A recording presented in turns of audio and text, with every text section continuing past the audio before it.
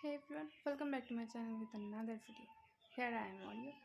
তো আজকে তোমাদের সাথে শেয়ার করতে চলেছি নতুন মা হিসেবে আমার ডেইলি রুটিনটা ঠিক কী। তো চলো ভিডিওটা শুরু করা যাক। ঘুম বলতে এখন আর ঠিক কী বুঝি না, অ্যালার্ম লাগে না, কারণ এই ছোট্ট মাটাই যে আমার অ্যালার্ম ক্লক। ঘুম ভাঙার পরও কিছুক্ষণ ওর সাথে এভাবে একটু সময় কাটায়। সকাল সকাল ঘুম ভাঙে ঠিকই, তবে একটু সময় কাটাতে আমার খুব ভালো লাগে। সারা রাতের ক্লান্তি, রাত জাগা, ঘুমহীন রাত, সব কিছুই যেন একটা ইতিহাস। নতুন একটা সকাল, নতুন একটা শুরু। নিউ মম লাইফ মানে প্রথম কাজ ডাইপার চেঞ্জ, আর একটু ময়শ্চারাইজার, তারপর বেবির যত্ন, আর তারপর ফিডিং। মা হওয়া মানে দিনটি নিজের না, পুরোপুরি যেন বেবির। খাওয়া কমপ্লিট হলে এবার আমাদের টুকলুর সঙ্গে একটু সময় আলাদা করে কাটায়, মানে ওর একটু ড্রেসটা চেঞ্জ করে একটু ফ্রেশ করিয়ে দিই। ও তো আর একা একা ফ্রেশ হতে পারে না, তো ওকে ওর মতন করে ফ্রেশ করিয়ে দিই। অবশ্যই হাইজিন মেনটেন করতে হয়, কারণ এখন তো খুব ছোটো, হাইজিন মেনটেন করাটা খুবই ইম্পর্টেন্ট। তাই সব কিছু মেনটেন করার চেষ্টা করি, জানি না কতটা পারি। তবে এই সময়টায় যখন ওকে ফ্রেশ করি, ওনা খুব খেলে, তো এই সময়টা আমার খুব ভালো লাগে। তো এভাবেই ওর দিনটা শুরু হয়। কিছুক্ষণ খেলাধুলা করে তারপর আস্তে আস্তে টুকলু ঠিক ঘুমিয়ে পড়ে। আর ওর এই ঘুমের সময়টাই যেন আমার কাছে একটা মিনি টাইম, কারণ এই সময়টাই আমার নিজস্ব যত কাজকর্ম থাকে আমি কমপ্লিট করার চেষ্টা করি। পেরে ওঠা হয় না ঠিকই, তাও যতটা পারি এগিয়ে রাখার চেষ্টা করি। নিজের যত্নটাও তো নিতে হবে, নাহলে নিজের যত্ন না নিলে ওর পেছনে কী করে আমি সময়টা দেব।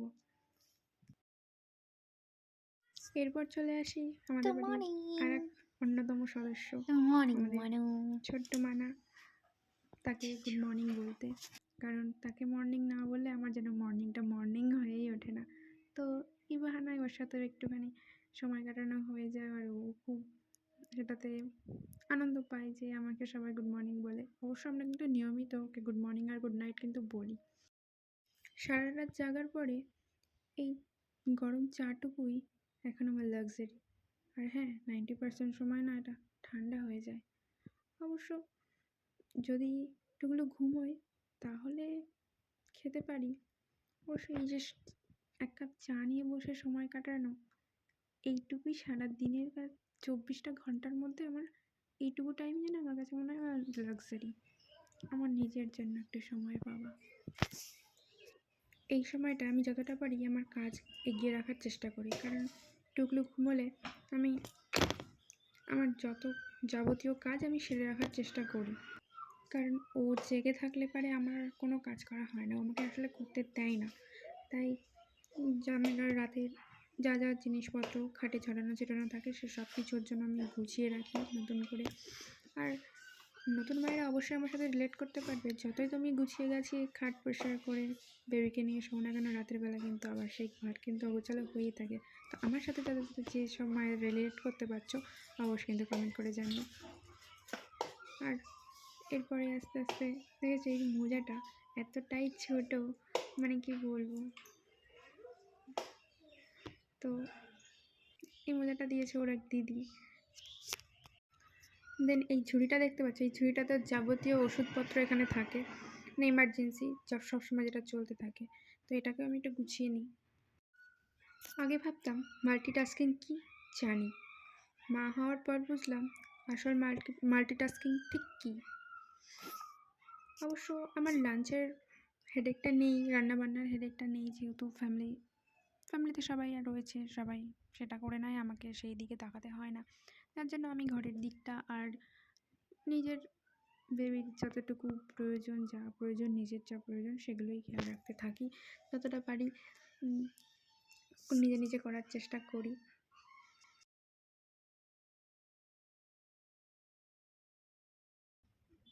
সব কাজ শেষে নিজের জন্য কিছুটা সময় বার করি, যাতে নিজেরও একটু স্কিন কেয়ার হোক বা নিজের যেটুকু প্রয়োজন সেটুকু সময় নিজেকে যাতে দিতে পারি, নিজের যত্ন যাতে নিতে পারি, সেই চেষ্টাই করি। সেদিন সব কাজ শেষ করে একটু ফ্রেশ এয়ার নিই, দেন চলে আসলাম ফ্রেশ হয়ে অবশ্যই। তো একবারে রেডি হয়ে তোমার সাথে দেখা হচ্ছে। চলে এলাম রেডি হয়ে। তো দেন হালকা কিছু ব্রেকফাস্ট করে একটু নিজের রেস্ট নেওয়ার চেষ্টা। দেন বিকেলে আবার রুটিন শুরু। তার মাঝে যে কবার টুলু ওঠে সে কবার ওকে খাইয়ে দাইয়ে ওকে আবার ঘুম পাড়িয়ে দিয়ে দেন আস্তে আস্তে বিকেল পরে নিউ শিফট শুরু আর কি। নিউ মমসরা তো অবশ্যই এটা রিলেট করতে পারবে, তাই না? সন্ধ্যেবেলা আবার ফ্রেশ হই, নিজেও ফ্রেশ হই, বেবিকেও ফ্রেশ করায়, দেন আবার সেম রুটিন চলতে থাকে। শুধু এই মানুষটার জন্যই যতই রাতে ক্লান্তি থাকুক না কেন, ঘুমহীন চোখ ভেঙে আসা, শরীর ভেঙে যাওয়া, যতই যাই ক্লান্তি থাকুক না কেন, এই ছোট্ট মানুষটার জন্য কিন্তু সব কিছু ওয়ার্থ ইট। কারণ দিনের শেষে এই মানুষটার মুখের হাসিটা দেখলে যেন সব কষ্ট ভুলে যেতে ইচ্ছা করে। আর আমাদের নতুন মায়েদের তো এটাই কাজ, না? বেবিকে সবসময় প্রোটেক্ট করা, আর বেবি কী প্রয়োজন, কোনটা করলে বেবির ক্ষতি হবে সেগুলোকে খেয়াল রাখা, এবং সাথে নিজেরও বেবির যত্ন নেওয়া। অবশ্য আমার একটা নয়, দুটো বেবি। কারণ অবশ্য একটাকে আমি নিজে জন্ম দিয়েছি ঠিকই, আর একটাকে আমি জন্ম দিইনি, কিন্তু সে কিন্তু আমার সন্তানের থেকে কোনো অংশেই কম না। কারণ তাকে আমি এতটাই ভালোবাসি, আমি জানি না, হয়তো মানে পেটস প্যারেন্টসরা এটা আমার সাথে রিলেট করতে পারবে, কারণ তাদের কাছে সেই মেয়েটাও কিন্তু একটা সন্তান সমুখ বলা ভুল, সন্তান।